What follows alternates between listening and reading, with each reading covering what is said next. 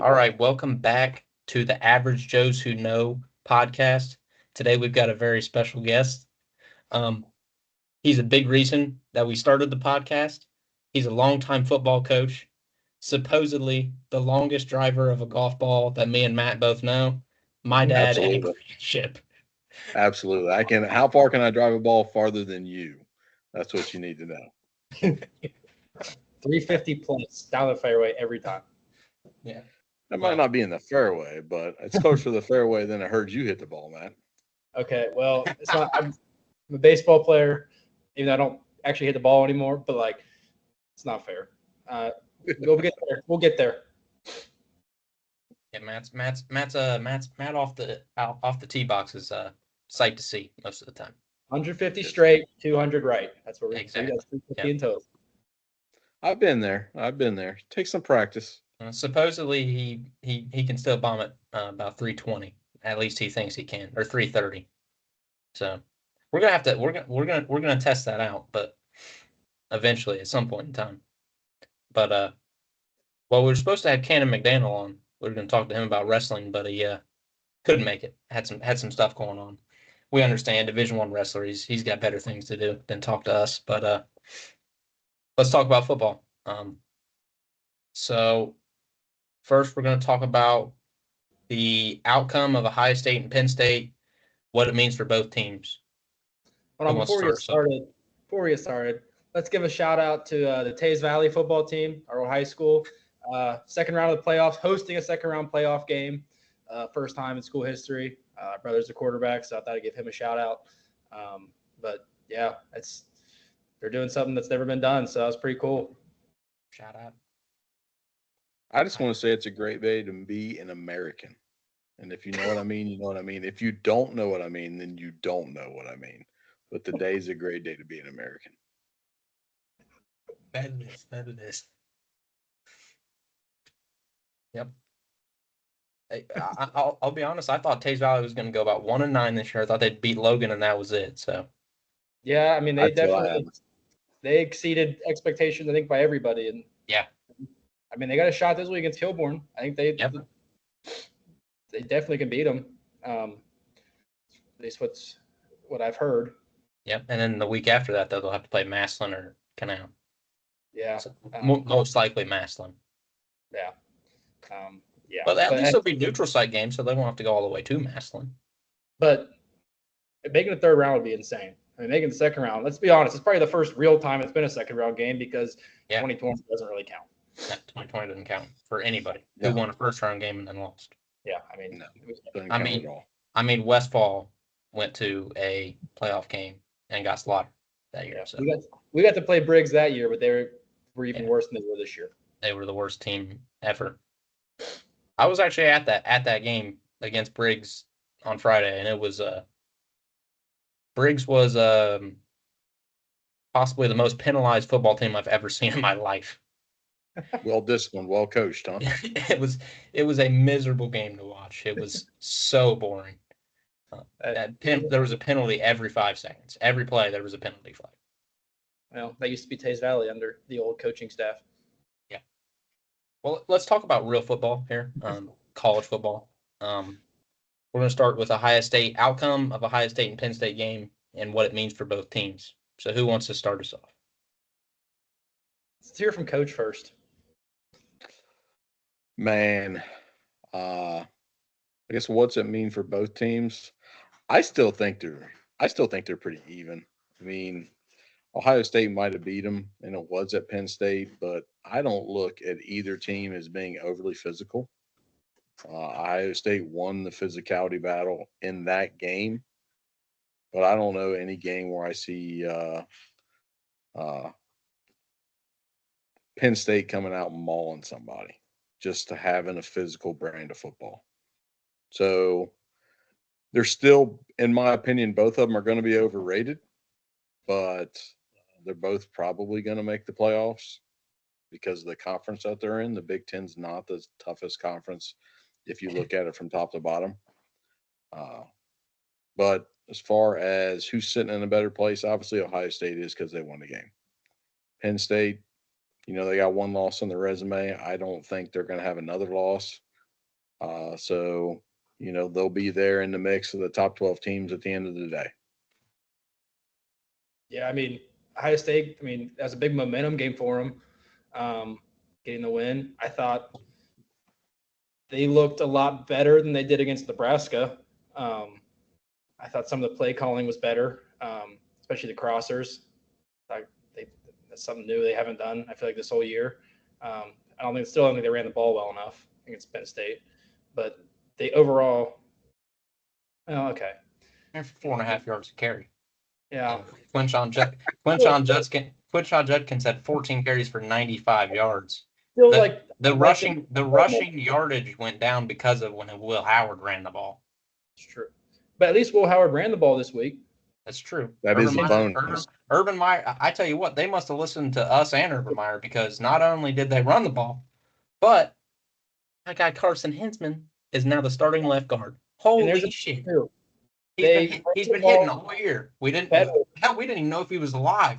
We didn't even know if he was a person still. And here he shows up, and he was solid all game. We ran the ball to him and Donovan Jackson's side a lot. With a whole new O-line, we ran the ball better, or looked better than whatever was going on against Nebraska.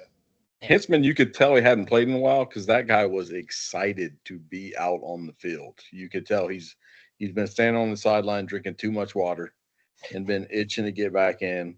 Think about it. You're a guy that started every game, and then the next thing you know, you're relegated to the bench. You have the talent to play. Well, McLaughlin is a better center, but I don't doubt the center part, but even in the spring game, they came out, and I remember in the spring game they had him at guard. They had Hinsman at guard for a couple series, and it was like all of a sudden that just didn't materialize. Who knows what happened over the practices or what, but that didn't materialize. And then here he is, he's sitting on the bench. He's not getting the opportunity to play. And not that he was going to play over Jackson, but still, I think the guy could have fit somewhere on the offensive line. Oh, he could have been in there for you had Saravold and Shabola fighting for that right guard spot, and neither one of them have been overly good. Well, then he plays, and he was great the whole game. Yeah. He's Donovan Jackson did struggle a little bit at left tackle on pass blocking. But he's going against one of the best edge rushers in the country. I was going to say that. I was going to get to that. Abdul Carter is one of the best pass rushers in the country, but he didn't do awful. But he didn't. Obviously, it's not the same pass blocking at left tackle than it is at guard. No, when you're in that box on the interior, it's a whole lot different from being out on the edge by yourself. You gotta have help from a tight end. You gotta have help from a running back. Chip Kelly did a pretty good job of it. I wouldn't totally pat him on the back. There was a couple situations where it's like, okay, we need a big first down here, and Kelly was leaving him on an island. It was like that didn't make any sense to me whatsoever. Yeah, I know there was a couple plays that Carter was one play I remember vividly. Carter ran past Jackson up the field. Howard stepped up. Carter ran around Jackson the inside and still came in and made the tackle. Great athleticism. But then again, it was like we needed a play, and we leave him out on the island. Makes no sense. No sense whatsoever. Both the Carter sacks were just one-on-one on island. Just ran right past Jackson. No tight end or running back out there to help. That just shouldn't happen. It shouldn't happen. So for Ohio State, I said running the ball works with 3 question marks. I said 40 rushes for 176 yards. That's 4.5 yards per carry. 4.4. 4.5. You guys know I love to run the football. So I have no beefs whatsoever if you want to line up and run the ball 40 times in a game. Yeah. Well, a lot of it did come from Howard on some of the runs that weren't super great runs. I think Judkins and Henderson had 24 combined, and they both averaged over 6 yards a carry, I think, maybe. I'd have to pull it up for sure. Matter of fact, I will. But then the other things I had for Ohio State, takeaways that I got from the game from Ohio State is they must have watched the podcast because Hinsman's back. Yes. And then Jim Knowles finally stepped up. His defense finally stepped up in a big game. Like you said, Penn State wasn't overly physical, but they were still the number 3 team in the nation. and they stepped up and held Penn State's offense to 270 total yards, passing and rushing. And twice in the Penn State has scoring. Penn State has no vertical threat whatsoever. Who was peeling the top off the defense? Like no one. Like that. You got the Fleming kid, former Buckeye. We know he's ultra talented. He was what? He get like 2 catches on spot passes or something. Like the kid's not athletic enough to try to stretch the field with, get the ball to. Little crossing routes, and then the Warren kid, the tight end. Like, why didn't you send him up the seam? Why didn't you do some more stuff with him? I thought Ohio State did a good job of making sure that Caleb Downs was over him, though. That was a great game plan by Knowles. Other than that, I'm not a fan of Knowles and his wide 9 defense and leaving linebackers on the islands by themselves with down blocks, and it's just, gosh, it's so bad. Like, the defense might be good in the Big 12 where it's basketball on turf, but not in the Big 10. Well, we're going to talk about the Big 12. Yeah. But no, I felt like the defense looked better. Caleb Downs is the best safety in the nation and maybe the best tackler in the nation. I mean, he had the one play where he just came full force, and all he did was just smack the dude's ankle hard enough, and he fell down. And then it's just every time he goes to make a tackle, it's like he goes to the legs, he wraps up. Well, he doesn't necessarily have to wrap up because he just blows the legs right from underneath him. And obviously, you're not going to stay on your feet if you don't have legs underneath you. So, but I don't know.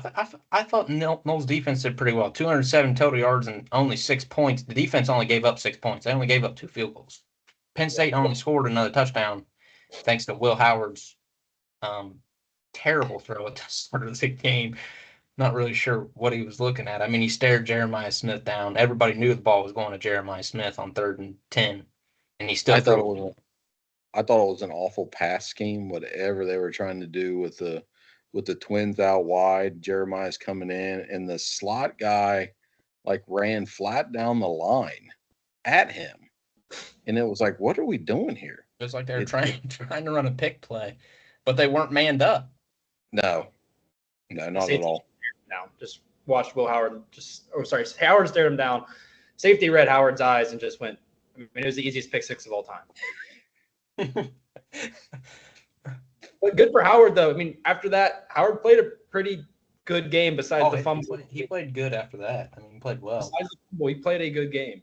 Obviously, it wasn't his best game, and he said that after the game. Like, he owned up to it. But, I mean, it wasn't terrible after that. He did what we needed to do to win. He was motivated.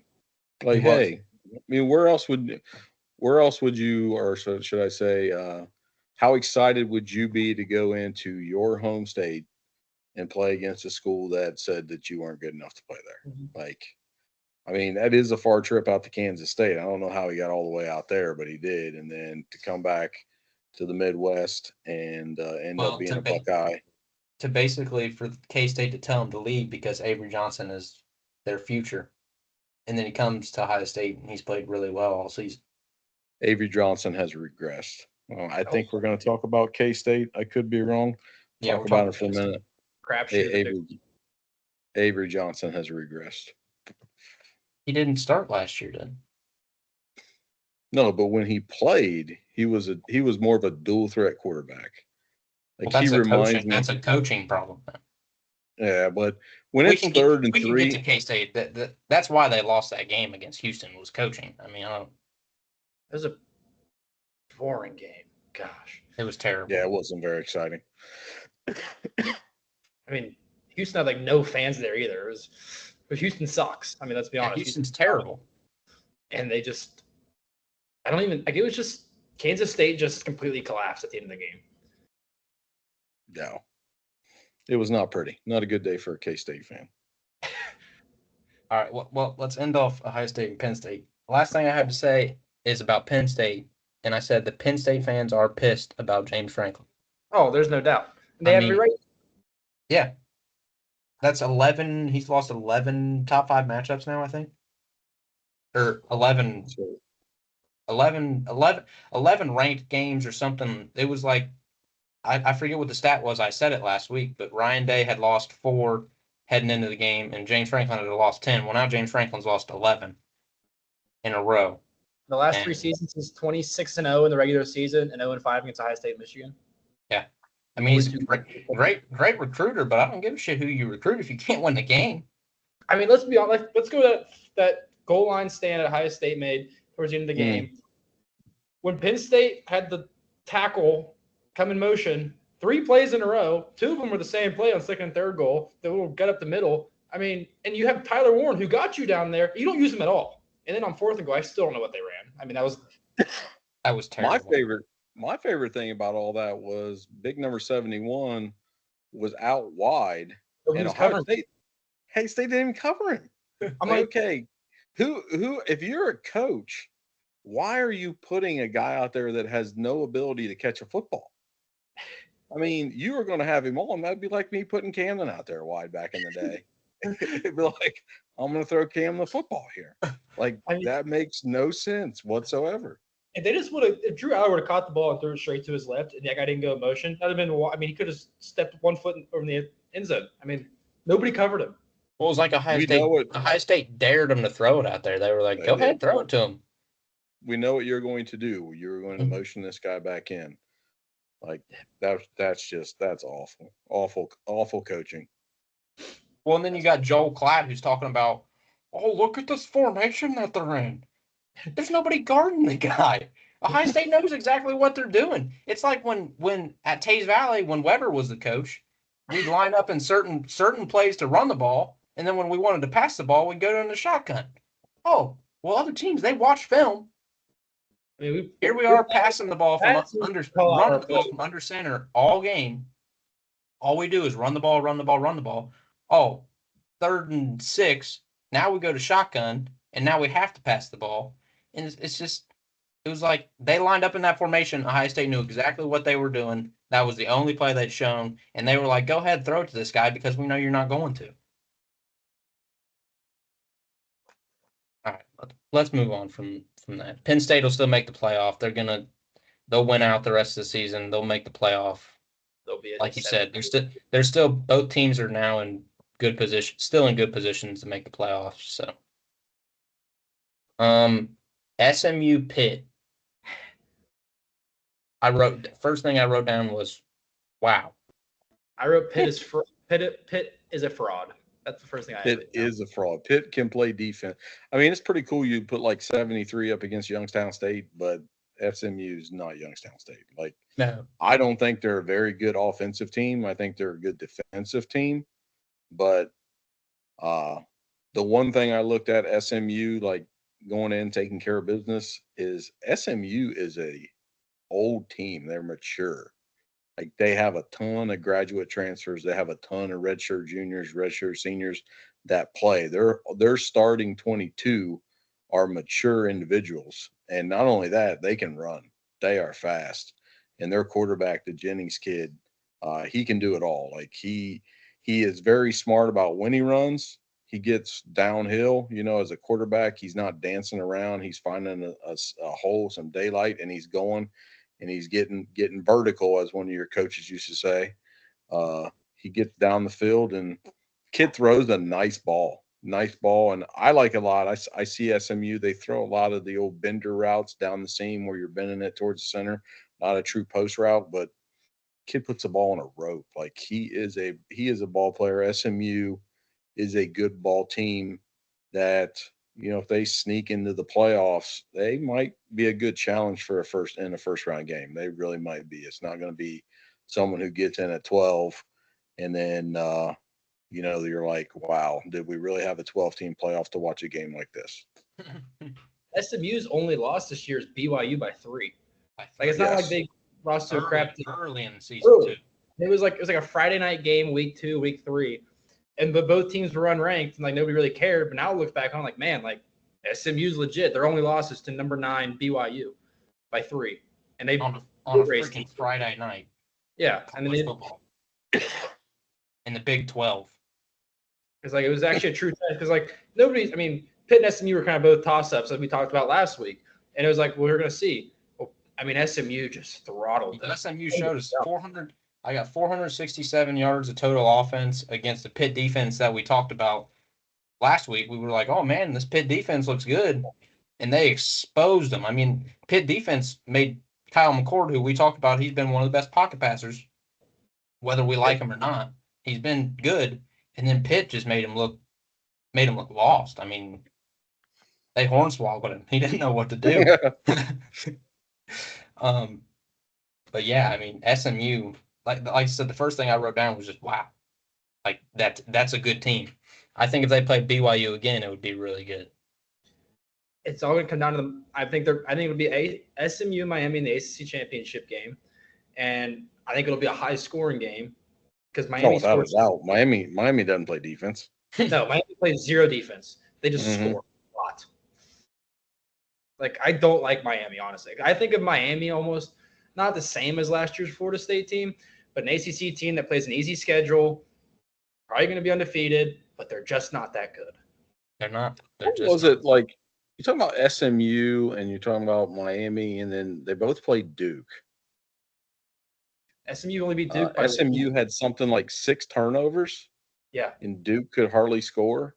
And then Miami's out there playing against them. And SMU's defense is no slouch either. Yeah. Duke and Miami are in a game, and Duke got 6 turnovers the week before, and SMU still beats them. Like, it doesn't make any sense to me. I mean, what Miami Duke was 53-31. It was really close. Like, it was close, like all game. Duke was winning most of the game, and then all of a sudden they had turnover, and Miami scored like that, and then it was a blowout. But most of the game, Duke was winning. I thought they were going to win. I was like, oh, well, we talked about it. I was like, this might be Miami's toughest matchup up until this point.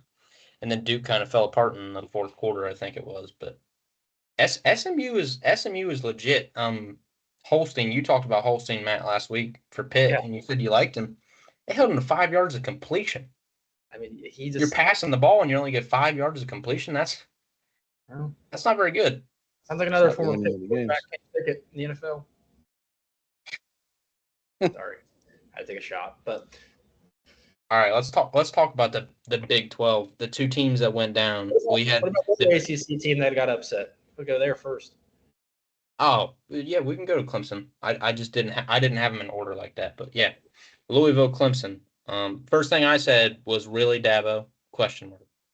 At night, and just get destroyed by an average at best Louisville team. Yeah, no, you can no longer call that stadium Death Valley. No. It's not the same. Clemson's not the same as they used to be. I really love what Dabo's trying to do. Like, he doesn't want to be in the transfer portal. He wants to recruit very well. He wants to grow up his kids. Like, I understand that, but you also have a job, and your job is to win games. Like, you need to build a program. It's just not the same college football that I grew up watching. Definitely. Yeah. You guys, when you were younger, had a taste of it. Like, you go somewhere, you play there, you grow up there, you wait your turn. Now it's like, I don't want to wait my turn. Like, and sometimes Clemson should be able to pick some players off and say, well, we need to get better at this position or that position. And there's the opportunity to, but Dabo doesn't want to do that. And then I think this is kind of what you end up getting from time to time. Yeah, well, it's the idea, like, everybody else is doing something and you're not. You're falling behind. Yeah. Because, I mean, the only other teams that didn't use the portal were Army, Navy, and Air Force. Well, that's kind of hard to use the portal if you're. That's what I'm saying. Like, they're just because they're military schools. But they're military academies. Yeah. I hate Dabo. I respect, because I don't like all the NIL transfer portal, basically college football free agency. But you're at an ACC school that's used to winning, and you're not winning anymore. Well, you're at the ACC football school. Yeah. When you think about, well, I mean, you got Florida State, but they're terrible, and they haven't really been relevant until last year. But then we saw what happened to them against Georgia, and everything that Kirk Herbstreit said was right. Yeah. They were not a good football team. People hounded Kirk Herbstreit, but he was right. So Dabo's got to catch up with the program, or someone will be saying goodbye to him, I think. I don't know if they'll get rid of him. Because I don't know Maybe not now, but down the road, if he refuses to use the portal, I mean, you gotta get rid of him if you really do want if your athletic director really cares about winning. Yeah, I mean, somebody's going to get fired at the end of the day. Somebody's going to lose their job if you don't start winning games. Klubnik, I also think, just has never been what he's supposed to have been. Well, he was playing really well up until that game. They've also just, I mean, if you look at their schedules, like, man, they're crush teams. Then you look at them like, they didn't really play anybody. They weren't really playing great teams. But, I mean, the momentum for Clemson, we talked about last week, was getting pretty good. Like, man, like they might win the ACC. After that first loss, they might come back and win the ACC. And now it's like, oh, never mind. They're frauds. I think they're not good again. And it was a sad game to watch. It was like, man, they look pathetic. Oh, they look bad. All right, let's talk Texas Tech, Iowa State. I didn't watch it. I didn't watch it down to that game. Like, that just was not appealing to me whatsoever. Iowa State, I thought, without a doubt, was a fraud. I mean, I didn't waste any of my life watching that game. I mean, they actually really haven't been good. Like, they've been playing not good teams and barely winning. They beat Kansas by a point. Or no, that's Kansas State. Sorry, that was Kansas State. But Iowa State Iowa State's also been bad. Or not bad, but they've been barely winning. It's bad. Big 12. Well, people have been hyping up Rocco Becht. Even Saban on game day was like, man, this Rocco Becht kid's really good. And then they lose to Texas Tech. Like, what are we talking about, guys? That's what I said. I said the Big 12 is a total mess. I mean, I just combined Texas Tech and Iowa State on my notes. Texas Tech, Iowa State, and Houston, Kansas. I said Big 12 is a mess. Not sure they should even be considered Power 4 conference. I mean, no, I mean Colorado's still got a shot. They play Texas Tech this week, so we'll see if Texas Tech goes. I mean, it's just a mess in there. I mean, every team you think is going to win, they end up losing a game to some crap team. I mean, it's a bad conference. It's whoever BYU is with a clear front runner. I think BYU is going to win it. I mean, I'm not a huge BYU fan. I'm not a BYU truther, but they're going to win. BYU is going to win that conference, hands down. Hands down. And I don't think they're a bad football team. I think at some point in time they'll get out athletic. I mean, they're going to come into where a team top to bottom has more athletes than they do. But I think they're a tough team. They run the ball well. The quarterback's a tough kid, good kid. Like, BYU is going to be a tough out. Are they going to deserve that seed in the rankings and the playoffs? Probably not, but we'll see. I mean, you're probably loving that. I mean, you get to play the 12 seed. I know Boise State's good, but either way, you get a home game against the non-Power 4 team, and then you get the quarterfinal game against BYU. Like, the 5 seed's loving that right now. That's what I was going to say. I was like, whoever is the first team out of the winning the conference, they're going to want that 5 seed. They want that 5 seed because they want to play the non-Power 4, and then they want to play. Well, I guess Boise State could end up being higher than 12 by the end of the season, but they're going to want to play whoever that 12 seed is, and then they're going to want to play BYU. I would be salivating to play BYU. Like, Ohio State would, like you said, just completely out-athletic BYU, and it would be like when TCU played Georgia in the national championship that year. Yeah, not good. Exactly. And then last game we want to talk about from this past week is South Carolina and Texas A&M.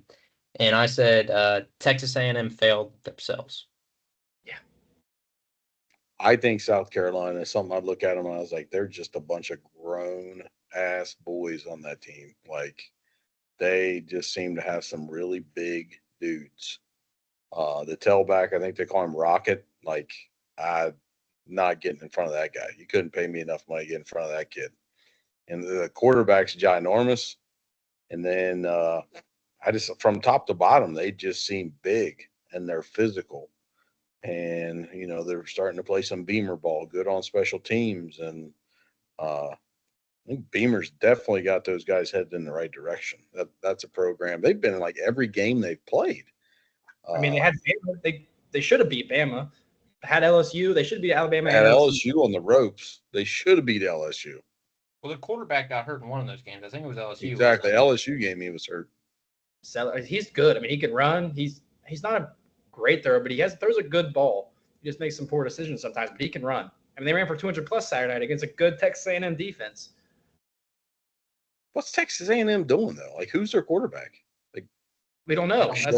We just show up on game day and draw straws or something. Like, what is Elko doing? Like, I don't get it. Like, pick somebody and roll with him. They put that Marcel Reed kid in, and yeah, he helped you come back against LSU and win the game. But then he played. He's a starter. Yeah, he plays against South Carolina, and he was not good at all. I don't think he even. I don't want to misspeak, but I don't think he threw a touchdown pass. I don't remember. No, he threw one touchdown pass and an interception. But I mean, he's 18 for 28. That's not great. Like you said, I don't know what's going on there. You got to pick somebody and roll with him. I understand but Wegman's been the starter all season, and then you bring Marcel Reed in to that game to give your team a spark, and then he ends up leading you to a win. But that doesn't mean he's a starter.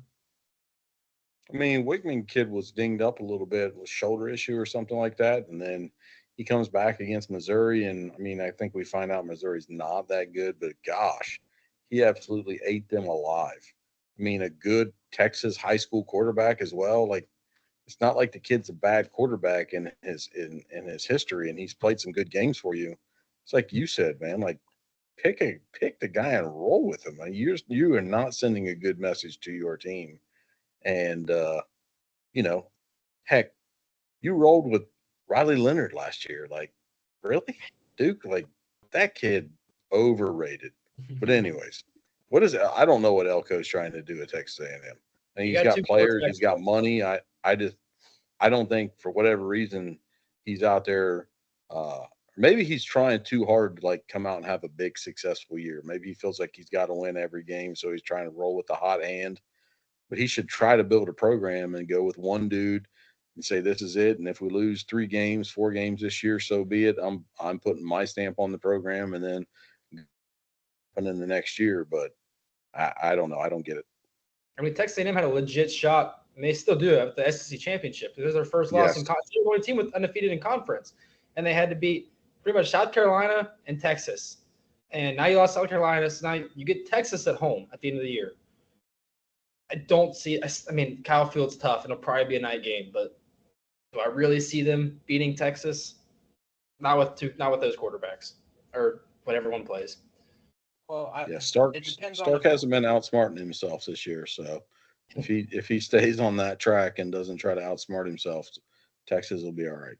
Well, Quinn's got to play better. Just like you said, like, is Quinn Ewers really 100%? Yeah, and if he's not, then why don't you go to Arch Manning for a couple more? Why didn't you go to Arch for a couple more games? Because it's not like Arch played bad. Yeah, no. Yeah. If you want to roll with Quinn as your starter, and I don't blame you. I wouldn't blame him for that because Quinn's going to go to the NFL, but I don't know if he's not healthy. He just hasn't looked healthy past couple games. You're right over there, Matt? These automatic lights here keep going off for some reason. They usually don't, but today they're keep going off on me. All right, let's go to thoughts on the college football playoff rankings. Indiana snubbed. They haven't played anybody all year. They should be higher. Indiana gets you kidding me? Yeah. Have you watched Indiana play ball? They are legit. I love Indiana. Oh, I thought you meant like you snubbed them in your rankings. Oh, okay. No. And to their rankings, Indiana's better than, what was it, 8? 8 seed? 8, yeah. Yeah, no. Indiana coming in at the 8 seed, yeah. Yeah, I mean, their smallest margin of victory is 14. I mean, they just destroy teams. I don't care they played a bad schedule. They're destroying the teams they play. Well, they play good football. Like, you can say that they haven't had a very tough schedule. okay, but I mean, you think a schedule maker who's out there looking, oh, well, we want to play a tough game. Yeah, we're going to schedule Indiana. Like, Yes. that would be a situation where ADs were getting together and it's like, oh, we schedule Indiana, and then turn in a situation where they're like, oh, we probably shouldn't have scheduled Indiana now. But when we did, they weren't a very good football program. But to me, Can you tell they're me better who the than Penn best team State. Indiana's played? They're better than Penn State. I'd agree. I have them over Penn State in my rankings. So what were we doing there, Connor? What were we getting into? Were we going to list our rankings? Well, we're talking about our thoughts on what the College Football Playoff Committee came up with. I said there wasn't very many surprises, and I said Missouri should not have been ranked though. Missouri doesn't need to be ranked. They're terrible. I think South Carolina ranked and Missouri ranked. I get South Carolina's record's not great, but they lose close games. Army team 25th. I think they're a better football team than that. Like, their quarterback is legit. Yeah, he didn't play the last game and they didn't do what they normally do, but you gotta plan and game plan for the triple option once on your schedule with a team that runs it just like freaking to perfection, and you have a quarterback who's a baller. Like, that's not an easy game to prepare for any conference out for any Power 5 school out there. And I say that, yeah, they'd have trouble handling Georgia because Georgia has 350-pound defensive linemen everywhere. But still, they're better than 25th in the nation. I don't know about that. They're better than Missouri. I think Army beat Missouri. Yeah, I said Army. I said Missouri shouldn't be ranked, but I don't know about better than 25th in the nation. Oh, absolutely, man.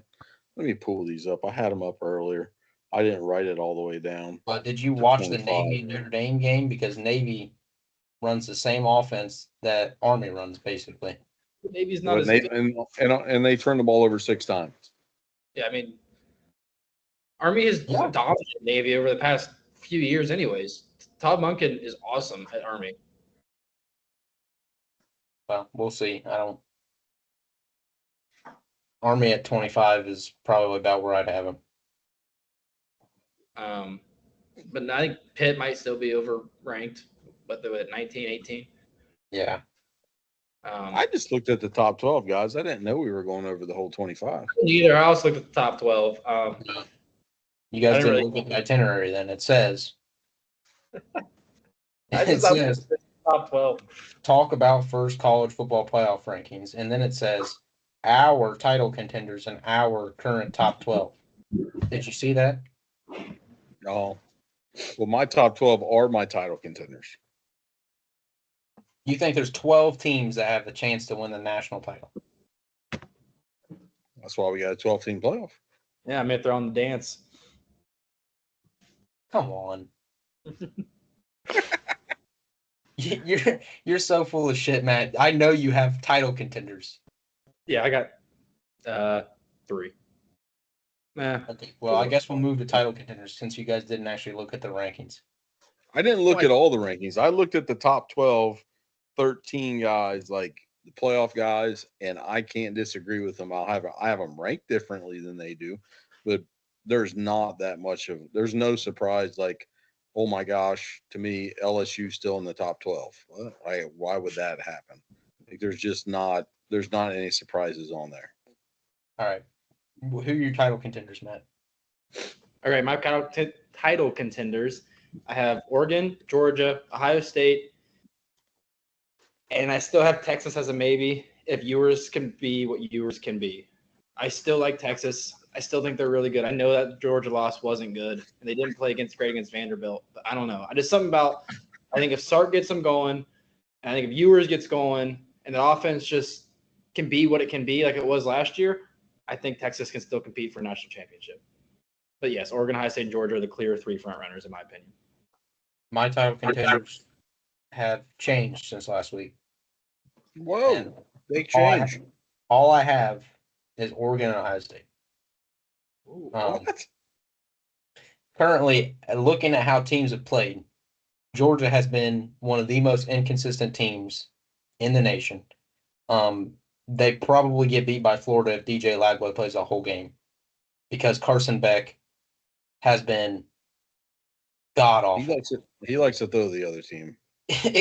You can't win a national title if you throw to the other team. Yeah, you can beat Florida when their star quarterback, their most dynamic player, gets hurt, but they were losing at the time that he got hurt, I'm pretty sure. I'm saying you give you title game, you give Kirby Smart and the boys a couple weeks to prepare for a team. He's going to have the guys ready. So, I mean, yeah, Carson Beck is if he goes out and throws play quarterback, if he exceptions, then yeah, they're in trouble. But still, in my opinion, Georgia is still my title contenders are Oregon, okay, Georgia, Miami, and Ohio State. Miami. They score points. You got to score points to win a game. You have got to score points. Defense all season. They haven't played it. If you score points, you got a chance to win. The great coach Lou Holtz once said, if you could have a good offense or a good defense, which would you rather have? He said a good offense. Because if you can't score points, you can't win a game. They can score points. You can't stop the other team. You can't win either. You cannot score them. You cannot score them. I don't see them outscoring in Oregon. I think Dan Lanning would just beat the hell out of Miami. They gave up 34 points to Virginia Tech, 38 to Cal. They should have lost to Cal. You talked to me about bringing up cupcake teams. I'm bringing up cupcake teams now. They played Cal and barely won. Scored a lot of points. They scored 39 points. The score of the Oregon-Ohio State game was what, 32-31? Yep. They scored a lot of points. Yep. Oregon scored more points than Ohio State. They did. They won. But both teams played defense. Cam Ward, if he can put the team on his back, yes, they have a shot against a lot of teams. But and they have a 34-year-old tight end, and yeah, but 39-38 against Cal. What is Cal's record now? Not good. They lost very good. 4-4. So you beat 39. You beat a Cal team that's 4-4, and you win 39-38. You beat Virginia Tech 38-34. They had to go from Miami, Florida, to freaking California for a 10 o'clock Eastern start. Game day was there, so the crowd was, better than what it is. I mean, let's give them some select. Let's be honest. The East Coast to West Coast, West Coast to East Coast, the team that has to travel loses a lot. Yeah. That's one of my arguments. Listen, Ohio State went and played the number one team in the nation and lost by 1 point.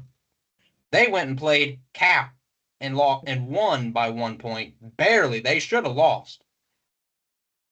There was a targeting. I believe there was a targeting call in that game, wasn't there? That was missed. They should have lost that game. And we should not be sitting here talking about Miami as one of the best teams, but somehow, some way, I just can't wait until they play a decent team and they turn out to be Florida State from last year, because this is exactly how Florida State was. They beat the shit out of everybody they played. Cam Ward goes down, they're over. You might be right. Cam Ward goes down. Even if he doesn't go down, they can't win. They can't play defense. Do you think they'd be SMU right now? AC championship. That would be a lot of points scored right there. I mean, it might be 64-60 at the end of the game. Yeah. Like my only title contenders right now are Oregon and Ohio State. That's it. Georgia's close, but they can't. I haven't seen them put together a good game all season. I mean, the game against Alabama, they played the worst half of football I have ever seen. All it takes for them to lose is to play a half like that again, which is possible because they played terrible against Florida too. I'll tell you right now, I want to tell you, Ohio State is not one of the best teams because they can't get a pass rush. If you can't rush the quarterback, if you can't do it with 4 guys and you got to bring extra dudes, okay, you are not a championship football team. Georgia brought blitz on Texas the whole game. That's why they got to Ewers. They didn't rush 4 the whole game. You can't when you Ohio State can't get any type of pressure. I mean, Penn State could. The Carter kid's dynamic. Like they can rush forward and still get pressure. Who for Ohio State can still get pressure when they only rush four? None of them. They've all been letdowns. Tuimalu, Sawyer have not been as good as they should be. I'll hit you with the stat. 30. They have 30.5 sacks combined. Chase Young had 30.5 in 4 seasons. Yeah, I saw that. Yeah. Ohio State's got to figure something out because we can't sit around and wait for Joey Bosa and Nick Bosa's kids to show up and play at Ohio State before we have pass rush again. Like we can't wait that long. Well, you got to let somebody else get in there, and they did rotate a little bit more last game. I saw the numbers, but it wasn't as much as they needed to because, like you said, Sawyer has been terrible. I mean, he was a big time recruit coming out of high school, and he has not been what he was supposed to be. And Tuimoloau he had that one big game against Penn State, so now everybody just loves him, but he doesn't do anything. The tackles are okay, like they sometimes get through, but like. Well, Tyleik Williams is a good player, but you don't see a lot of tackles getting sacks just because they're so slow. Like, that's more. They're there to push the pocket back. I know to force the quarterback out so that the ends can actually do something, but our ends aren't good enough to do anything. Our ends. If you got good tackles, they got to be double teamed by the center and the guard, and that should leave your defensive end on the island. But yeah, even when defensive ends are on the island, like Sawyer and Tuimoloau, they're not doing what they need to be doing. No. They're not making Ohio State elite defensively up front, where it's like all of a sudden we got to go max pro. We got to go max pro. Like we got to have max protection here. We got to keep a back end. We got to play with a tight end instead of playing with an extra receiver. Like we're not causing teams to game plan for the defensive line. We're not doing anything special to make them change their game plan for our defensive front. All right. Give me your guys' top 12s, Matt. All right. So at my number 1 right now, I have Oregon and then Georgia. I still have Miami holding the ACC spot. BYU at 4, Ohio State at 5, Texas 6, Indiana 7, Penn State 8, Tennessee 9, Notre Dame 10, Bama at 11, and Boise at 12.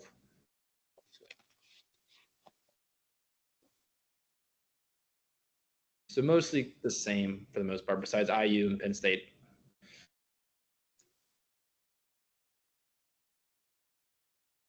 That. I went with Oregon, Georgia, Miami, Ohio State, Texas, Indiana up to 6, Tennessee, BYU, Penn State, Notre Dame, Bama, and Boise. So you just ranked them 1 through 12. You didn't rank what you thought the playoff would be. Okay. Yeah. So my playoff. I'm a believer in the Indiana team. I'll tell you that much. My playoff would be. I think if Oregon and Ohio State play again in the Big Ten Championship, Ohio State wins. So I got Ohio State at 1, Georgia at 2, Miami at 3, BYU at 4, Oregon at 5, Texas at 6, Penn State 7, Tennessee 8, Notre Dame, Indiana, Bama, and Boise State. You have Indiana at 11? I have Indiana at 10. Or 10, sorry, 10? They're going to lose if they lose to Ohio State, they're not going to be ahead of Notre Dame. Okay, but I'm saying right now. Like, what are you reading? I just told you I just said I'm not talking about right now. I'm talking about. Okay, I did mine right now. That's my playoff prediction. That is my playoff prediction. You want to know my right now? Georgia. Yes. Not Georgia. Oregon, Ohio State, Georgia. Oregon, Ohio State, Georgia. See, he's already lost right now because his. Yeah, because I hate Miami. You're doing top 12. Miami, Texas. You got Miami ahead of Texas. Yeah, I mean they're undefeated, but they don't play defense. They don't play defense, but Texas has a loss. Okay.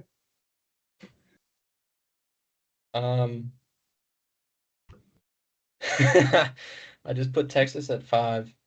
We'll go with. He's questioning his picks now after some previous conversation here. He's questioning. Well, because I did something completely different from what you guys did. Well, you said what's your top 12 right now. That's what the itinerary said. I don't think it said that, actually. Our title contenders and our current top 12. Well, that's not what I did. So I'd go Oregon. The itinerary for this? Who made the itinerary for this podcast? I'd go Oregon, Ohio State, Georgia, Texas, Miami, Tennessee, Indiana, BYU, Penn State, Bama, Notre Dame, Boise State. Okay, has anybody watched Tennessee play? I haven't spent the time watching Tennessee play because I just not interested in Tennessee. I mean, Nico's fun to watch sometimes. You're not interested because Papa's favorite team. I just, it's like they always seem to get a lot of hype, and yeah, they beat Alabama. It's like a lot of hype, and then all of a sudden it just doesn't materialize. Well, they looked really good against Alabama, and they made Milroe. They stopped Milroe. They actually have a decent defense this year. Is the only reason I have them as high as they are, because they actually do play decent defense. I'll have to get you a guy on the podcast here who loves SEC football and is a huge Tennessee fan. Like he would give you some good angle. You guys on us northern guys and him from a SEC school. I'll have to get a hold of him. He would definitely be a good talk because all he does is ball. So is he from Tennessee? He's from Tennessee. He's family. I think I know who it is. Yeah, he's family. All right, we'll move to Week 11 big games. I only had 2 big games, and it was Georgia at Ole Miss. If anybody's willing, I got $5 that says Ole Miss scores on the very first drive of the game. Their first time with the ball, they will score. It's guaranteed. It might be within 50 seconds of them getting the ball, they will score, and then the next quarter and a half, they don't even get in the freaking red zone. It's last week they looked really good against Arkansas. Arkansas beat Tennessee. Tennessee. They played teams well. They played teams close all season. Yeah. I heard all the talking heads on ESPN said, they're going to Fayetteville. Ole Miss going to Fayetteville. Fayetteville, they're in trouble, man. Fayetteville. Ole Miss absolutely. Exactly. Yeah, that's what I'm saying. Ole Miss, if Ole Miss can play offense like they did last week against Georgia at home, they don't have to go to Sanford Stadium. They can play deep offense like that at home. And Carson, I said Beck better show up for Georgia is what I said. If Ole Miss didn't crap down their leg against Kentucky, we'd be talking about them in the top 12 right now. Oh, yeah. I mean, they lost by an overtime to LSU in Death Valley at night. Like, we'd be talking about them in the top 12, but they played awful against Kentucky. And, yeah, you're right. Their offense scores in the first drive like that, and they don't score again until halftime or after halftime. Yes. It all depends on which Ole Miss team shows up against Georgia. If the Ole Miss team shows up that scored 63 last week, Georgia could be in trouble, especially if Beck doesn't show up. But Kirby knows Lane. Let's be honest. Kirby knows Lane. He does. I think the one game here's a game that got me as I look back at their schedule. They only scored 26 points against Oklahoma. They're bad. That was a bad game. Oklahoma is not good at all. And they only scored 26 points against them. I guess everybody has an off game, but I can see in their schedule here they scored 27 points against South Carolina. South Carolina, we talk about, is a big physical football team, but Oklahoma, Texas absolutely destroyed Oklahoma, and then Ole Miss can only score 26 points against them. Like, just think offensively. Oh, I guess the best way is that they're extremely inconsistent on offense. When was the last time Ole Miss won a big game under Lane Kiffin? When was the last time Ole Miss won a big game? Against Alabama in like 2014. Exactly. I mean, I don't know. Like they just don't win big games. They're like the Penn State of the SEC. That's what Ole Miss is. Yes. They actually Ole Miss beat the hell out of Penn State in the bowl game last year. I don't know. I feel like if the Ole Miss team showed up last week in Arkansas at home, it's what Georgia could be in trouble. It's get back at 3:30 and then at 7:30. Obviously, you got LSU Alabama. So I don't know. I don't know how hard Vaught Hemingway Stadium is to play at in Oxford, but we'll see. I don't know. I think if Carson Beck plays like he has been playing, Georgia could be in trouble. If Carson Beck plays like he has been, anything's possible. Georgia's in trouble. Georgia could be in trouble. I just don't see Georgia losing to Ole Miss. I just don't. All right. But I could. Aim at LSU. I literally I don't know. Losers out. I'll tell you that much. Losers out. They're not getting in. I said this is DeBoer's last shot to salvage the season and put themselves into the playoff race for real. And same with LSU. If LSU can beat Bama, they stay relevant in the college football playoff. Mm-hmm. If LSU loses, do you think Kelly's on the hot seat? Yeah, I mean they lost their first game to USC, who has been awful. They lose all their first games. Florida State, you can see every year they play a first game, that in Vegas or whatever, they always lose. Kelly could be in trouble if they do lose a game. I think that's true. Really in Death Valley too. In Death Valley at night. Nick Saban says that's a very hard place to play at night in Death Valley. He coached there, and he coached for LSU and coached against LSU. Coached against them. Yes. He knows. Yeah, he knows. I mean, it just depends on what it's going to be. I think it's going to come down to quarterbacks. You got Nussmeier, who's also inconsistent. You got Milroe, who's inconsistent. I think that's what it comes down to. Who's going to play better? Well, I'll take Milroe because he can run out of the pocket. You just talking about pure quarterback play? Like, no way. No, like, not taking Milroe, but we're playing college ball. I mean, hell, Bryce Young won the Heisman, right? Like, he was #1 draft pick. All he did was run around in that Alabama offense and then end up finding the guy deep and throwing a pass touchdown. Like, like Carolina Panthers are sitting there going, we probably should have took CJ Stroud right now. Like, Bryce Young was a benefit of the offense. Milroe is a benefit of his offense with a strong running game, talent on the edges. But in this game, his ability to run the ball at the college level will make the difference. I think Alabama wins that game.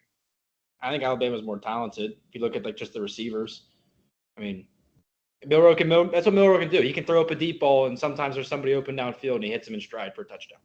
He throws a great deep ball. He just can't read a defense. Single coverage on the edge. Throw it up. He throws a great deep ball. 15-yard crosser. He probably can overthrow it over the guy's head. But so does Joe Milton. Why does he doesn't play? The fact Milton played over Nico last year still just blows my mind. I know Nico was a freshman, but Milton sucked. He still sucks. Well, he's in the NFL now, and all he does is throw deep balls in practice. Yeah, he's a fun highlight practice reel. Mm-hmm. But he doesn't play against defense. Man, this guy's got a cannon. He throws it from the 70. He does it from the 30 to the goal line. Against Anthony Richardson. Same thing. Anthony Richardson. I mean, Colts are a mess. I'm gonna get that later. There was a guy back in the day called Jamarcus Russell. Oh yeah, biggest bust of all time. He could throw the ball an absolute mile, and old Al Davis just loved him. Takes him, and he just absolutely bombed. It was totally awful. He could throw the ball 100 yards. He could throw the ball 100 yards with mittens on, but guy couldn't throw a crossing route. Like Cardale Jones, 12 gauge. Yeah. Talk about the benefit of a very, very good football team. And a very good football coach. Dumbest. Very good offensive line. Very good. That's what Ohio State needs to get back to. That offensive line was just tough. They were tough. I mean Jacoby Bourne, like he was the last of the Bourne brothers. Like he was 6'1", 280 or something. Look like you don't look at that kid and go, "Oh yeah, he's the starting center for Ohio State." He was, and he was tough. Like we need tough kids up front. I'm tired of getting all these so-called athletes, 4 stars, 5 stars. Like I want 3-star guys that are nasty. Like I just want 3-star tough guys. Like look at Michigan. When's the last time Michigan brought in a 5-star offensive lineman? That's what me and Connor talked about last week. What's that? That's what me and Connor talked about last week about how Ohio State needs these 3-star Midwest guys at line instead of these 4 or 5-star Cali and Texas boys in Florida. Yeah.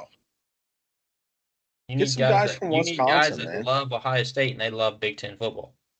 You know, when Urban Meyer came in, about 2 totally different viewpoints of building a college program. When Meyer came in, he inherited Tressel's group of kids who he ran a lot of them off because Tressel brought in a lot of kids that just wanted to be Buckeyes. Like they grew up their whole life wanting to be Buckeyes. And I always believe if you grow up wanting to be a Buckeye, you're going to play harder for Ohio State than you will any other college that you go to. So Tressel brought in guys weren't super athletic, but Jim Tressel won football games, won a national championship. Who was he? What is he? 9-1 against Michigan. Mm-hmm. Like he knew how to win the big game. He got what the Michigan game was all about. Then Urban Meyer came in and he went more athletic, got rid of Tressel guys, just played a different brand of football, and he won. So, I mean, both ways can win. But even then, I don't think Urban Meyer ran out and got a bunch of 5-star offensive linemen. Tressel didn't have 5-star offensive linemen, and he won. Meyer did the same thing. He didn't go out and get a bunch of 5-star offensive linemen, and he won.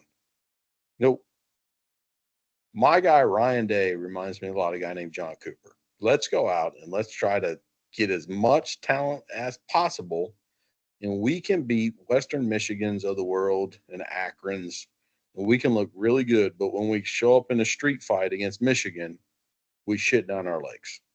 Well, and me as a coach. Have you been around those guys long enough that you would trust them in a street fight? You know, it's like you talked about that. Like, who on this team would you want a street fight with you if worst comes to worst? And it's about like, I mean, those college football teams spend a lot of time together, but they still don't spend. If you bring in 5 senior transfers, they only get so much time before the season starts. Yep. And you got Will Howard, who is now the starting quarterback, and yeah, he's done great, but you know, how much do those guys truly trust him? You can say you trust him all you want, but you've only known the guy for a year, if that, less than that. I mean, it's building a team. You know, me and Matt talked about last week, culture. It's just not the same. It hasn't been the same. Like you saw the Meyer teams come out, and you were like, man, these guys are about to run through somebody's face. Now you're like, man, we're really athletic. But are we scared? Are we scared? Are they striking fear in us? Are the physical guys up front striking fear in anyone? I do not think so. I don't think anybody looks. Any team looks at Ohio State and goes, "Yeah, we're scared of them. Yeah, they're talented, but we're scared. They're going to be physical and tough." I don't think any team that looks at Ohio State like that. No. All right, let's make predictions for college football. So we're doing all the ranked games. I hope you got that. Ranked teams that are playing. We are predicting their games. Yes. Man, I was looking at the betting odds. I thought I was putting together a parlay here. Purdue at Ohio State. I got Ohio State. I think Ohio State's going to win that game. Miami at Georgia Tech. I don't know. Remember last year, Miami, Georgia Tech? That was the game Miami just had to kneel the clock out, ran the ball and fumbled, and Georgia Tech won. But I think Miami. I just had to bring that up because that was so hilarious. Miami maybe wins. Is Haynes King back for Georgia Tech? Is he playing? I don't know. Game will probably be close, but Miami will find a way to win. Miami will score more points. Yep. Florida at Texas. Texas. Texas. Who's playing quarterback for Florida? The kid from Yale. Yeah. Ivy League to the SEC. Welcome to college football. Michigan at Indiana. Hoosiers. Indiana by 28. Easy. Okay. Iowa State at Kansas. Iowa State. They're only 3-point favorites against Might Kansas. be close. Bad. Might be close, but I'm going Kansas. what? I'll take Kansas in the points, That's man. crazy. I'll take Kansas. Daniels at quarterback. They can run the ball. They played a tough game against Kansas State. I'm going with Kansas. Clemson, Virginia Tech. Va Tech in Virginia Tech. Inner Sandman's playing. Clemson's still reeling. Give me the Hokies. Dabo's not going to lose this game. Clemson wins. I'm going Clemson. Army, your favorite team at North Texas. Army, if the Daily Kid's back, they'll win by 21. I got Army. Colorado at Texas Tech. Give me Coach Prime, baby. I'm taking Coach Prime. in Lubbock. I don't know. Coach Prime and the boys. They'll get it done. Yeah, I mean, yeah, they're on a bye, coming off a bye week. I'll give me the Buffs. Maryland and Oregon. Oregon's going to win. Oregon by 50. Oregon probably scores like 65 points. Mississippi State at Tennessee. You say that's tough? Tennessee. Florida State at Notre Dame. Notre Dame. Oklahoma at Missouri. Oklahoma's favorites. I got Oklahoma. That should be a slugfest. I got Oklahoma. I want Missouri out of the rankings. I got Oklahoma. I think Missouri's still going to win. They're still better. I mean, Washington at Penn State. Penn State's the whiteout Penn game. State, that West Coast to East Coast thing will absolutely kill Washington. Whiteout, yeah. I mean, Penn State by 20. Nevada at Boise State. I got Boise State. Boise State. What's his face will probably rush for 250. Virginia at Pitt. Pitt at home coming off of the ass kicking that they took. Yeah, I have to go with Pitt. BYU at Utah. Big rivalry. Mm-hmm. At Utah. 10:15 at night. Pac-12 Big 12 after dark. I got BYU. I mean, Cam Rising's not playing, right? No, yeah, he's still hurt. He's out for the year because he can come back for 10th year next year. Yeah, he should just retire. Could be an insurance salesman. Give me the Mormons. This is going to be close, man. I mean, I definitely think it's a 3-point game, but I'm going with BYU. It's either going to be a 3-point game. I mean, that is easy to say. It's going to be a 3-point game or BYU by like 3 touchdowns. I like Whittingham. I mean, Utah lost. Utah's lost 4 straight games. Yeah. Utah State, Washington State. Washington State is somehow ranked. I got Wazoo. Only lost 1 game. They lost to. Yeah, they play in a non-existent conference though. Their only loss is Boise State. I got Wazoo, but Wazoo. All right, now we got the 2 big games.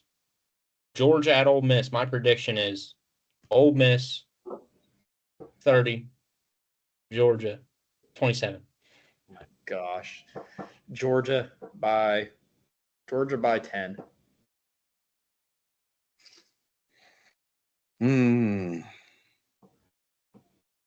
going to go that Carson Beck still throws the other team, and Lane Kiffin's got the boys ready to go. So I'm going Ole Miss by 10. Oh, Bama at LSU. I got Bama winning 35-24. I think this goes to overtime like it did a couple of years ago in LSU. But this time, Alabama gets it done. I think Alabama 27, 27-24. I think they stop LSU in overtime, and LSU misses a field goal. Coach Saban says Death Valley is a tough place to play at night. Like I want to go with Bama because I think Melrose will be the difference, but I think LSU finds a way to win a game. Go Tigers, huh? I think the Boar wins. I think the Boar saves his first season at Bama by winning this game. I got Bama. Roll Tide. NFL. Let's move to the NFL. Start with our top 10 teams. Matt loves the NFL. He's freaking shaking his hands together. Top 10. I'll lead off my top 10. Number 1 is obviously the Lions. They are the number 1 team far beyond anybody. Even though the Chiefs are undefeated. I don't even have them at 2. So Buffalo at 2. Chiefs at 3. I got the Steelers at 4. Baltimore at 5. Packers at 6. Washington at 7. Eagles at 8. ATL, Atlanta at 9. Vikings at 10. I got Lions obviously at 1. I mean, do you watch the NFL? I watch fantasy players. I don't care about the NFL. I care about college football. I mean, Lions. Go ahead, Matt. Go ahead, Matt. Chiefs at 2. They're still undefeated. Came back against the Bucks. They're a good team. They just keep losing. They deserve to lose that game. Jawan Taylor's fall started. I mean, Jimmy Christmas. Mahomes did enough on a bad ankle to win. His ankle was not bad. He was being a pussy. He walked right off the field, and then next thing you know, he runs onto the field. Yeah, like, what are you talking about? There. That's a tough guy right there. That is not a tough guy. That dude is a wuss. At 3, I have Baltimore. Bad loss against the Browns, but it was an AFC North game. So I let it go a little bit. Baltimore dismantled Denver. I only have Baltimore over Buffalo because Baltimore also crushed Buffalo earlier in the year. But yes, I have Buffalo at 4, especially with Amari Cooper. They play really well. I have the Eagles at 5. Saquon's a difference maker. I mean, that play he made was unbelievable. That was the coolest thing I think I've ever seen on a football field. At 6, I have Washington. They're just really good. Now they have Marshawn Lattimore, which makes them even better to bolster up that secondary. 7, I have Minnesota. 8, Green Bay. 9, Pittsburgh. 10, Atlanta. Minnesota. Yeah. They got their win. They won a game this week. They got back on it, on the win column. So we're all in agreement here. Above and beyond the best team in the NFL right now is the Detroit Lions. Dan Campbell, MCDC, like that. The team, the staff. Like if you look at their staff, it's full of ex-NFL players. Like you have, and you see emotion and passion. I'm like.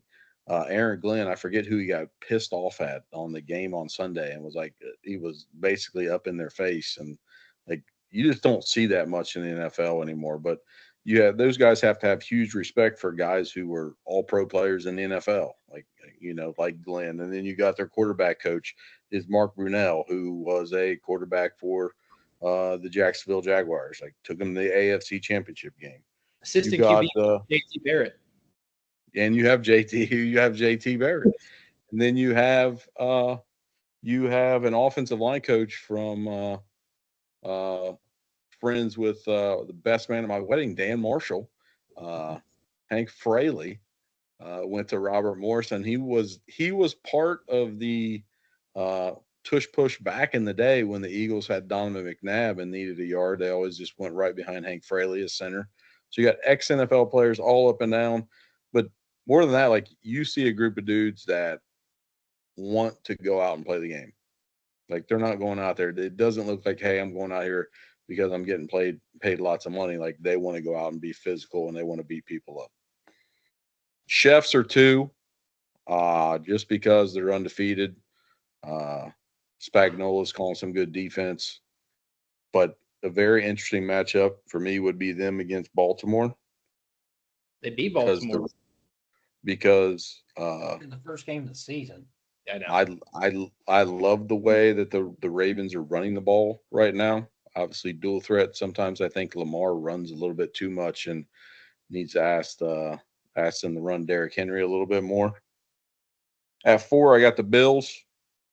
Josh Allen is, possibly MVP, taking care of the football. Doing a lot with a little, in my opinion. Like they got Amari Cooper. I think he's played 2 games. He was out last week. He's got a number 2 type guy and Keon Coleman, who is very young and immature, learning how to play trying to learn how to play the NFL game. You got at 5 the Commanders. Cliff Kingsbury has done a great job with Daniels, giving him high percentage passes to complete, taking care of the football, taking care of him. He probably should have done that at Arizona when he had Kyler Murray, and he might still be a head coach somewhere. The Eagles, okay, coming in at 6, Saquon, Jalen Hurts. I do not know for sure about their head coach. He's a question mark. Definitely not sold on him. Huge question mark by that. Number 7, I got the Vikings. Big Sam Darnold and Jay Jettis. Aaron Jones doing well, getting the ball about 20 times a game, getting some positive yardage there. Had a big game a couple games back. In the 8, I got the Packers, even though I'm not a huge Matt LaFleur fan. And I think there's a situation that if Jordan Love doesn't get back to 100%, we could easily be looking at them as borderline playoff team. Like they need Jordan Love. At 9, I got the Squealers, even though they have the worst offensive coordinator in the history of football and Artie Smith. Like most, okay, hold on. We just dealt with Matt Canada for 3 years, right? Hey, and you got worse. Like 3rd and 15. What's Artie want to do? Let's run the ball, guys. Let's run the ball. You got George Pickens. I'm not going. You got George Pickens. You got George Pickens out there just eating dudes up. Like he has huge talent. They don't get in the ball. Like the dude ought to touch the ball 8-10 times a game. Well, we're putting 400 yards. We're running the ball better. It's completely different. You have to game with Matt Canada. We have to run the ball better. If all you do is run the ball, yeah, you have to run the ball better. Like Russ is going to keep developing. We're going to offense. I'm not sold. He played 2 defenses. What? I said developing. He's 38 years old. I think, but I like Artie Smith. I think because what he did in Tennessee with Derrick Henry, and he made Tannehill look decent. And our offense has been significantly better than it was last year, which isn't saying a lot because in 3 years we didn't have a 400-yard game and couldn't score 30 points with Matt Canada. He's an idiot, but we do have to use Pickens more. And I'm hoping with Mike Williams coming in, another deep threat, even though he might be washed now after his ACL injury a couple years ago. I don't know. We'll see. I'm still not sold on Steelers offense. Number 10 for me is probably a little bit of an outsider, but they're getting ready to get the best running back in the game back. Number 10 for me is the 49ers. Get CMC back. You change the offense. Defense is solid, but they've had a lot of pressure on them. Obviously, they've been nicked up, 49ers offensively. They've lost some weapons the last couple of weeks. But you get CMC back, that's a different football team. Yeah. I wanted to put Niners in my top 10. Like I thought about it, but they just haven't. They're 4-4 right now, and I can't put them over the Falcons right now. I got ATL. I just can't get over the way the Lions are playing, though, guys. Like, you can't. Teams that can run the ball have always been successful. Like, teams want to play. There's kind of a fad right now in the NFL. You see 300-yard passing games going down. Like, teams want to play that cover 2 look. They want to keep the ball in front of them. But when you run the ball the way that the Detroit Lions can run the ball, you have to put people in the box. And then you have weapons on the outside. Jared Goff taking care of the football. Like they are just a machine. Like that is fun football to watch. If you are not an NFL fan totally, but you're a football fan, like tune in, watch the Lions. You will not be disappointed. Well, the question is can they win outside of Detroit and outside the Dome? They go to Green Bay, of all places, in Lambeau, 40 degrees, raining, and they controlled the clock all game, ran the ball. Goff did his thing through an 18 to 22. They didn't have a lot of yards, weren't stylish. They just dominated the football game. Mm-hmm. They got, and I know you mentioned the trade deadline. The only trade that mattered at the trade deadline was they went out there and they got Smith. Yes. Like, I mean, Smith just came out of football hell after playing with the Cleveland Browns for 2 years. Like he had what, 5 sacks and his 2 years in Cleveland. When he was with Green Bay, which was about 4 years ago, he had 13.5 sacks, I do believe, 12.5 sacks. He had a year in Minnesota. He had 10 sacks. Like he did, then goes to football hell, and saw he's just not the same player that he was. So you come and you put him in a defense, and with excitement, like I could see him. We got a half of a year to go, getting 8 sacks, like making a difference. That to me was the only trade that mattered. Detroit did what they had to do to try to get just a little bit of a replacement for Aiden Hutchinson. Like they had to do something, and they did. Been hurt. I think they have 0 sacks from edge rushers since he's been hurt. Yeah, and they have still winning games handedly, but that just adds another dynamic to their defense. And now they get. I mean, maybe he doesn't even get 8 sacks. Maybe he gets 5, but then you still have to double team him, and maybe that frees up somebody else. Mm-hmm. Aiden Hutchinson, though, wow, what a loss! That dude he takes beatings in football games. Like I would just sit there and watch him and the Lions play, and the dude getting double teamed, putting tight ends out there on him, like so he has to line up really wide, like still getting pressure. But the Lions, when Hutchinson comes back, the outside shot of him maybe getting back if they went to the Super Bowl, like that would be amazing.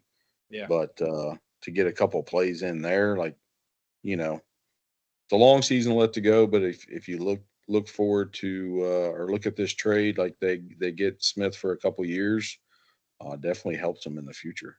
Didn't give up much either. Not that they really needed to draft or got their team, but they didn't have to give up much. No, they didn't give up much at all. All right.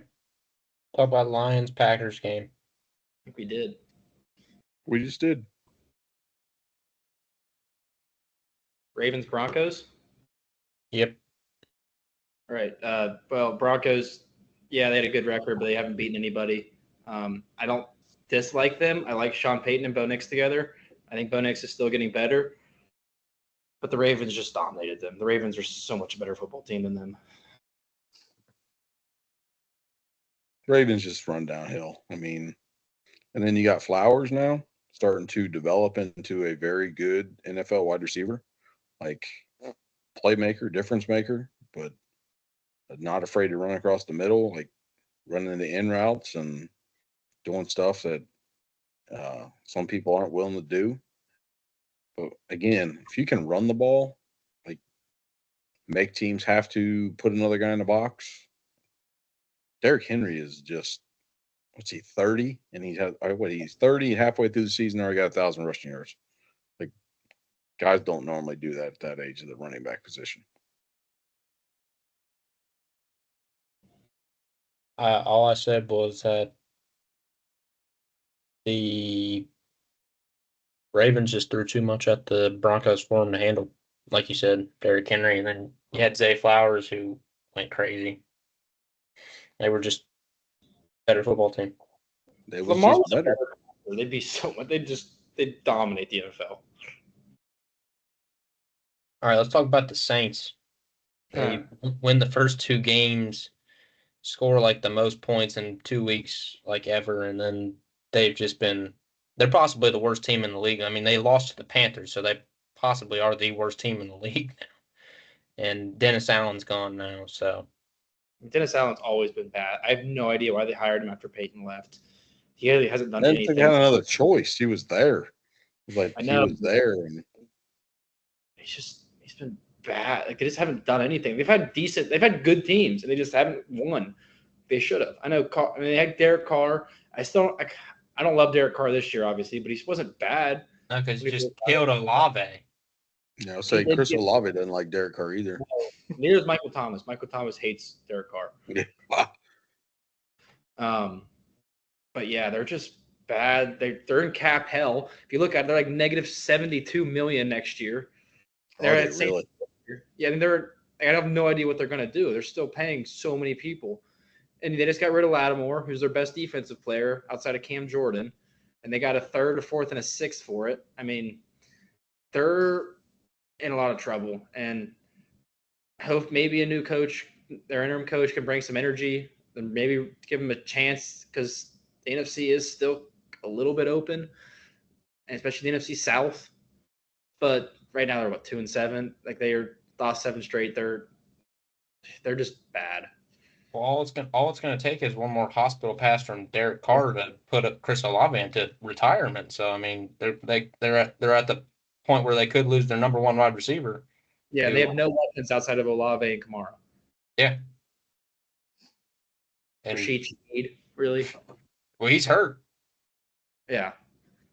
So you have Olave, who's your number one guy, and your quarterback's out there throwing hospital passes to him, and then you got Shaheed, who's hurt. I mean, I thought Chris Olave might have died on the field. I thought he might have broke his neck or something. It was brutal. It was like he got clamped in between two guys. One guy hits him directly in the head, and then his head bangs into the other guy, and then he falls on the ground and smacks his head on the ground. All because Derek Carr threw him right into the safety. I mean, the safety was standing right there, and he still threw it. He threw it high, too, so then Olave's in the air. I mean, it was just like, what are you doing? You're trying to kill your number one wide receiver. And then, of course, he's on my fantasy team, and that he only had one catch before that. Let's talk about the Cowgirls. I said, McCarthy better start winning, or old man Jerry will say bye-bye. And I said, Jerry is the biggest problem in Dallas. Jerry Jones is the biggest problem in Dallas. They could have signed Derrick Henry this offseason, and they didn't. They just got rid of a 4th-round pick for Jonathan freaking Mingo. I mean, D-Hop goes for a 5th, Mike Williams for a 5th, Deontay Johnson for a 5th, and they give up a 4th for Mingo. Well, how about they traded Amari Cooper for a 5th, and then they trade to get Jonathan Mingo for a 4th-round pick? And they have no running backs. Rico Dowdle's their number one running back. They have Zeke and Dowdle, who were – that would have been the best backfield in football if it was 2018, but it's not. They're old. They can't run. Dak's now hurt, and he hasn't been playing good at all. He throws way too many picks. I mean – CD Lamb. I mean, he's having a great season, but their defense looks bad. They're just bad, and I love it, but terrible. Jerry Jones is the problem.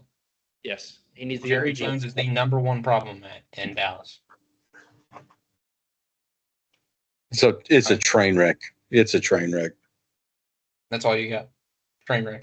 You can't run the ball. Like I remember Dallas a couple years back had a really, really good offensive line, and they still couldn't win. Opposite of football at one point. Like Mike McCarthy is a very, very bad football coach. He is one of them guys who just just compare Mike McCarthy and the way he is on the sideline to a guy like MCDC. Who are you going to play hard for?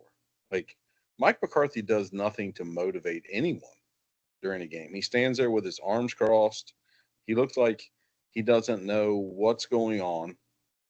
And, oh my gosh. Won a Super Bowl. With Aaron Rodgers. Aaron Rodgers is the most overrated quarterback all time.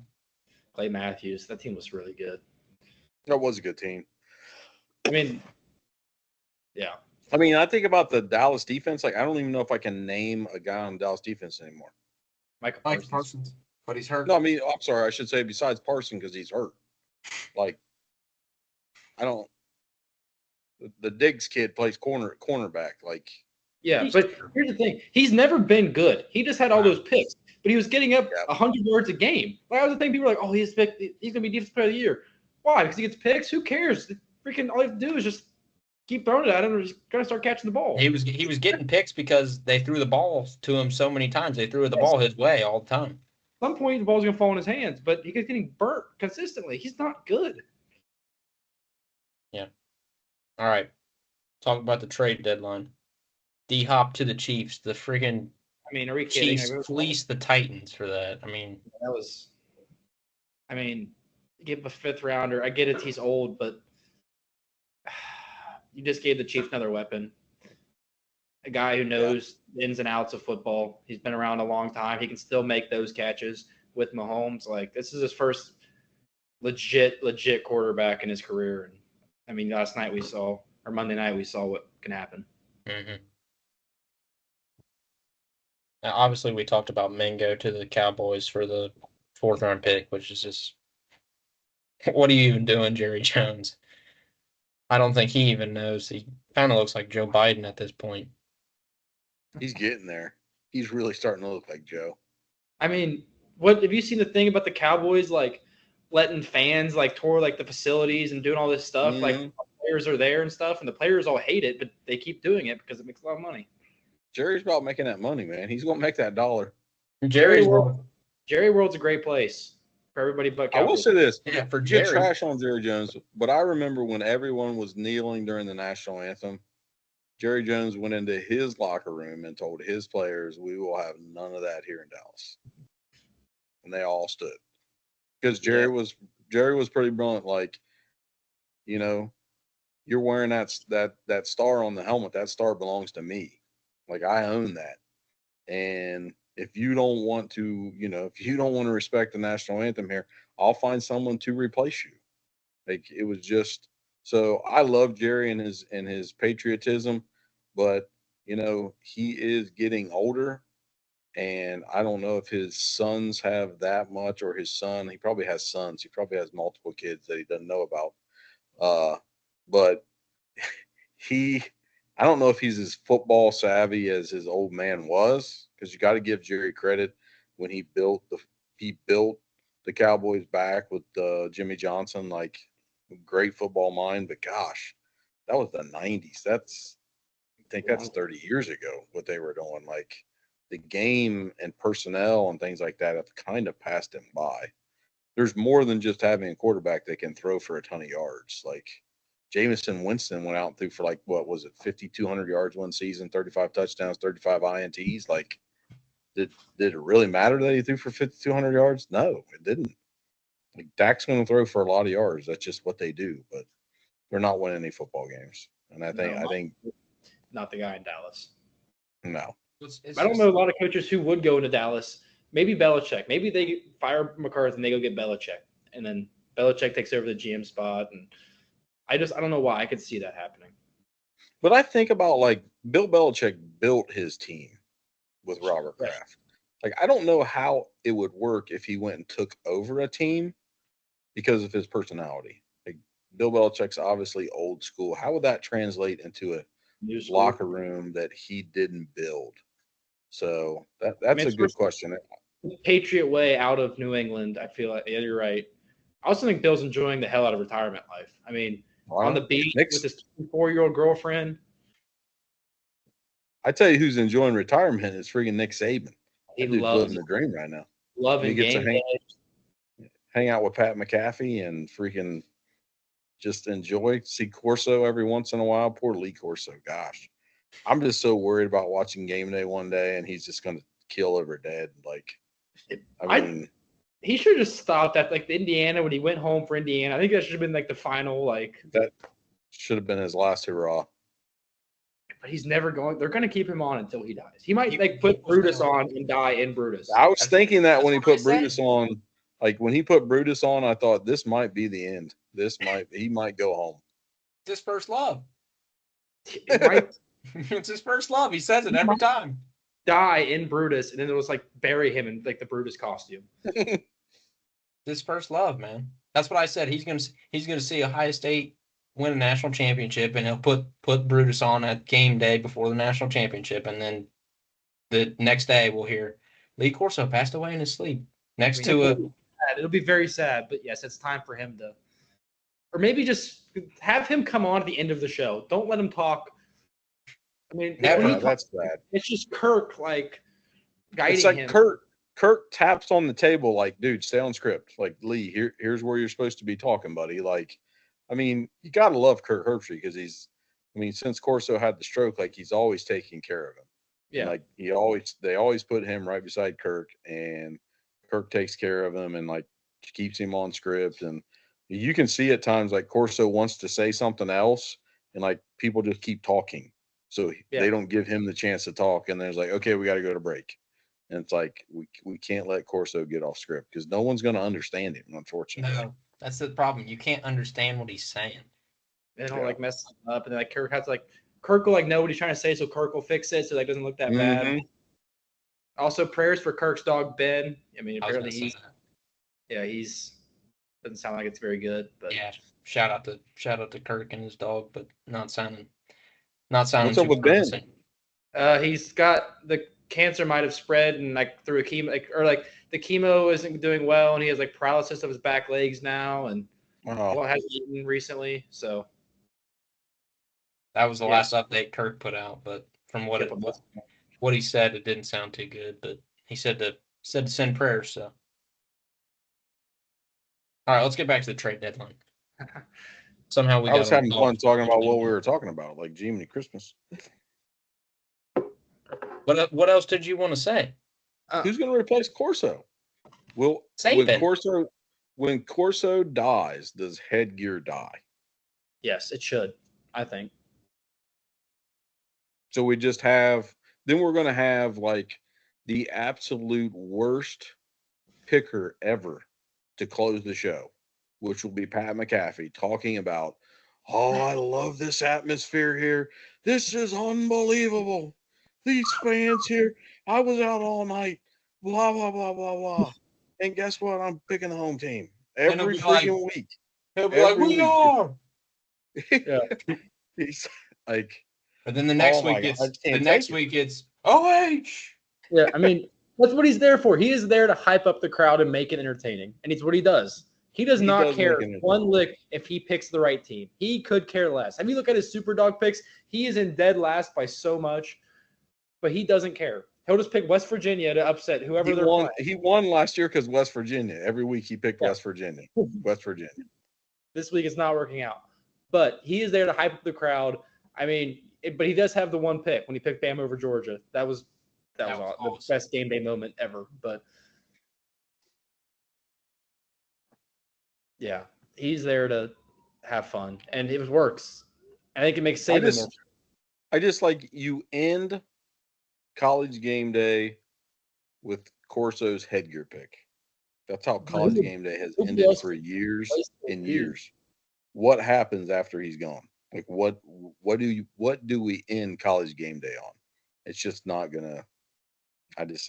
I can't see it with the cast they have right now unless it's Nick Saban's pick or you want to build to that, or maybe it's just leave with the crowd being all rowdy because Pat McAfee picked the home team. Like I don't know. That's probably what they'll do. They'll end it with Pat. You can't replace Corso in my opinion. Nobody else can do the headgear. No, I don't think you can. I mean, Corso was Pat before Pat was Pat. Yeah. Just in a different way. But I mean, the headgear thing was to hype up the crowd, and that's why he did it. Or to piss the crowd off, just to get the crowd into it, really, in the game day. And so, I mean, he was Pat before Pat, in a way. But now, I mean, once he's gone, I think you can't. I mean, how many headgear picks has that dude made? You can't just replace it with somebody. You can't be like, oh, well, you're going to do the headgear pick now. It's like, I don't think so. Yeah, I agree. The tradition will pass on with Corso. Will die. Which sucks, but I mean, nobody else you can have replace him. All right, can we finish talking about the NFL now? Yeah. Oh yeah. Okay. Trade deadline. Yeah, Steelers. I'm kind of done talking about the NFL anyways, but go ahead.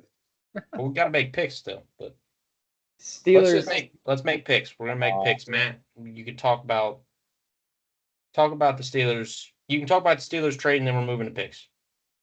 Steelers. We get Mike Williams for a fifth. I think we overpaid. I'm being honest, but it gets another weapon, at least depth. I don't know what Mike Williams is anymore after his ACL tear. We also got Preston Smith, Zadarius Smith's brother from the Packers. Guy that averages about 8 sacks a year for seventh. Bolster up the edge and D-line behind Herbig, Watt, and Highsmith. It'll be a good matchup this week against the Commanders' O-line. But, yeah, I think the Steelers, they tried. They at least tried this trade deadline.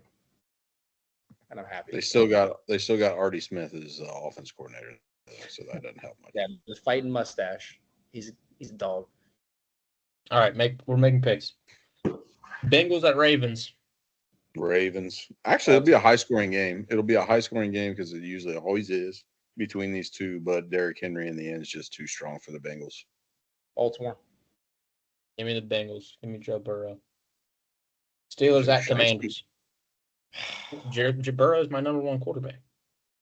At the Commanders, this will really be a test of Kingsbury and how well he can take care of Daniels, because how good the defense of Steelers always is in their schemes. And I think the Commanders win by a field goal.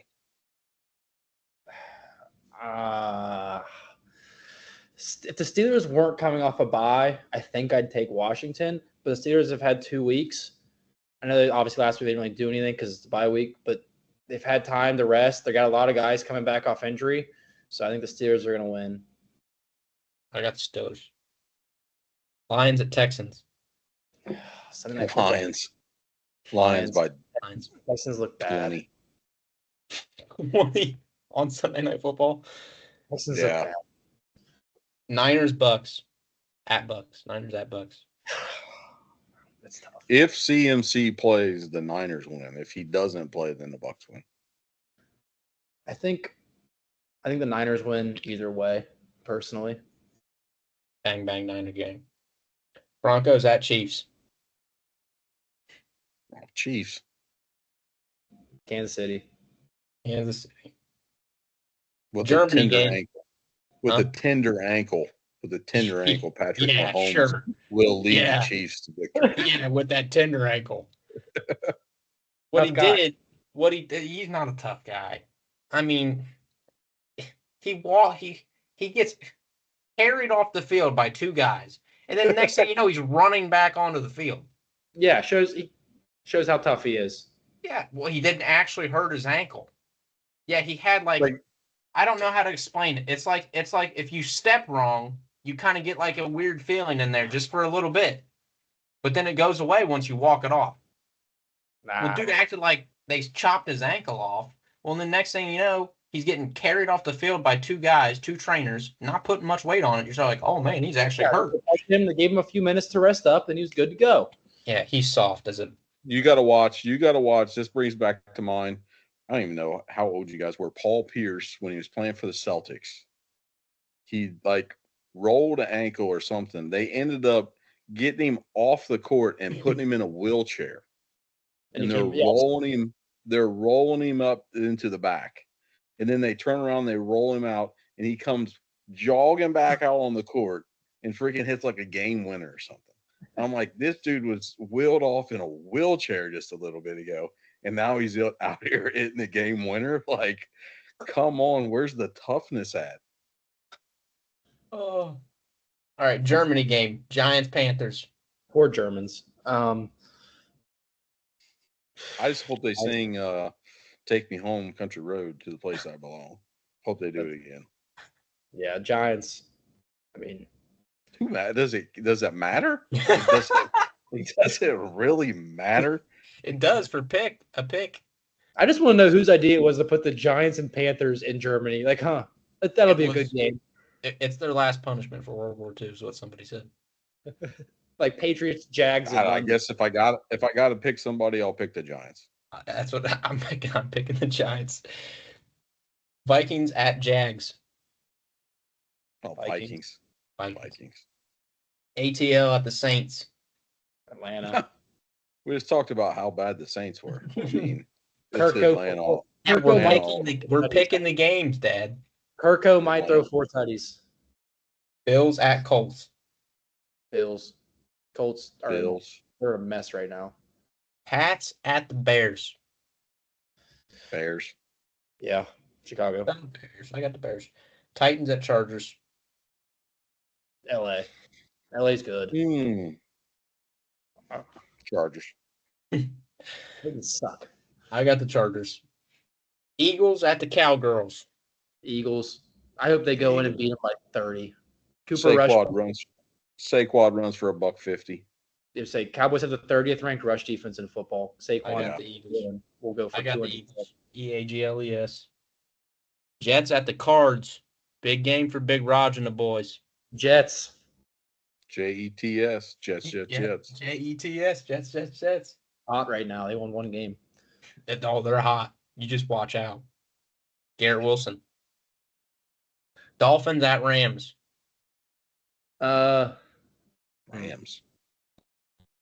Yeah. They go to LA. I think it's LA. I think it's the Rams. I do want to end off with Matt's record last week was terrible. Mine was 10-5.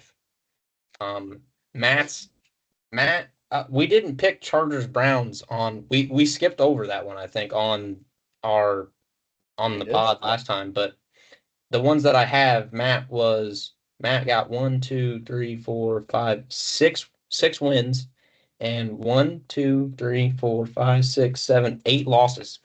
6 and 8. It was my worst week on the ESPN Pick'em by far. I usually win. In college football last week, I went 19-8. Matt went 17-10. So pretty close there. Worst week of picking on the NFL by far on my ESPN Pick'em. It was bad. Well, so sorry if you guys, anybody out there put bets on based on what I said, don't do it because don't put bets on what Matt has to say. Well, I'm just gonna end with saying thanks for watching. I doubt anybody is still watching. It's been 2 hours. Gosh, I know. I can't believe we went this long. It's past my bedtime, man. It's past my bedtime. We're gonna end it. So say your goodbyes. It's fun. Thanks guys. Thanks for having me on. Yep. I'm glad I'm number 1. I'm glad I'm the first one on here. You were gonna be co number 1, but I was gonna be 1B. I know that. 1B. This is his idea.